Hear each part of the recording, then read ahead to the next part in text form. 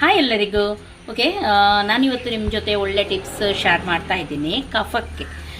ಸುಮಾರು ಜನ ನನ್ನ ಹತ್ರ ಇದರ ಬಗ್ಗೆ ಕೇಳ್ತಾ ಇದ್ರಿ. ನಾನು ಸುಮಾರು ರೆಸಿಪೀಸ್ ಅಂದರೆ ಟಿಪ್ಸ್ ಹಾಕಿದ್ದೀನಿ, ಕಫ ಯಾವ ರೀತಿ ನಾವು ಹೆಪ್ಪು ಕಟ್ಟೋದನ್ನು ತಡಿಬಹುದು ಅಂತ ಹೇಳಿ. ಆದರೆ ಇನ್ನೂ ಕೂಡ ಕೇಳ್ತಾ ಇದ್ರು, ಮಕ್ಕಳಿಗೆ ಹಾಗೂ ದೊಡ್ಡವರಿಗೆ ಎಲ್ಲರಿಗೂ ಕೂಡ ಇದು ಯೂಸ್ಫುಲ್ ಆಗುತ್ತೆ. ಇವತ್ತು ನಾನು ತೋರಿಸೋದು ಯಾಕೆಂದರೆ ನಿಮಗಿದು ಹಳ್ಳಿಯಲ್ಲಿರುವವರಿಗೆ ಹಾಗೂ ರೋಡ್ ಸೈಡ್ ಎಲ್ಲ ಕಡೆ ಇದು ಸಿಗುತ್ತೆ, ನಿಮಗೆ ತುಂಬ ಉಪಯೋಗಕ್ಕೆ ಬರುತ್ತೆ. ಇಂಥದ್ದೆಲ್ಲ ತೋರಿಸೋದು ತುಂಬ ಕಮ್ಮಿ. ಕಷಾಯ ಎಲ್ಲ ಮಾಡಿದರೂ ಕೆಲವೊಮ್ಮೆ ನಮ್ಮ ಕಫ ಹೋಗದಿದ್ದರೆ ಇದರಿಂದ ಖಂಡಿತವಾಗ್ಲೂ ವಾಂತಿಯಾಗಿ ಹೋಗುತ್ತೆ. ಹಾಗಾಗಿ ನಿಮಗೆ ತೋರಿಸ್ತೀನಿ ಯಾವುದಂತ ಹೇಳಿ.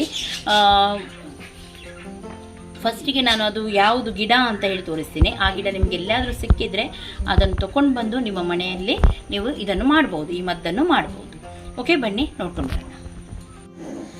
ಓಕೆ, ಎಂಥ ಗಿಡ ಸಿಕ್ಕಿದ್ರೆ ನೀವು ಎಲ್ಲಿ ಕೂಡ ಬಿಡಬೇಡಿ. ನಾನು ಕರೆಕ್ಟಾಗಿ ಇದರ ಪಿಕ್ ಹಾಕ್ತೀನಿ, ನೀವು ನೋಡ್ಬೋದು ಆವಾಗ ಇದು ಯಾವ ರೀತಿ ಇದೆ ಅಂತ ಹೇಳಿ.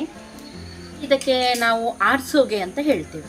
ಇವಾಗ ಮಕ್ಕಳಿಗೆ ತುಂಬ ಕಫ ಆಗುತ್ತೆ, ಮಕ್ಕಳಿಗೆ ಅಂತಲ್ಲ ದೊಡ್ಡವರಿಗೆ ಕೂಡ ತುಂಬ ಕಫ ಆಗುತ್ತೆ, ಎದೆಯಲ್ಲಿ ಹೆಪ್ಪುಗಟ್ಟುತ್ತೆ. ನೋಡಿ, ಏನು ಮಾಡಿದ್ರು ಎಂತ ನೀವು ಕಷಾಯ ಎಲ್ಲ ಕುಡಿದ್ರೂ ಹೋಗೋದಿಲ್ಲ.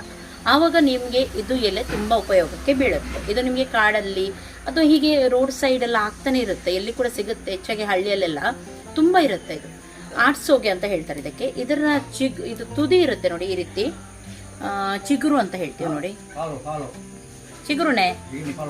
ಹಾಂ, ಇದರ ಎಲೆ ಉಂಟು ನೋಡಿ, ಇದನ್ನು ನಾವು ಸ್ವಲ್ಪ ಜಜ್ಜಿ ಇದರ ರಸ ತೆಗೆದು ಸ್ವಲ್ಪ ಜೇನುತುಪ್ಪ ಇರುತ್ತೆ ನೋಡಿ, ಅದಕ್ಕೆ ಹಾಕಿ ಮಕ್ಕಳಿಗೆ ಕುಡಿಸ್ಬೇಕು. ಕುಡಿಸುವಾಗ ಎಲ್ಲ ವಾಂತಿ ಆಗಿಲ್ಲ.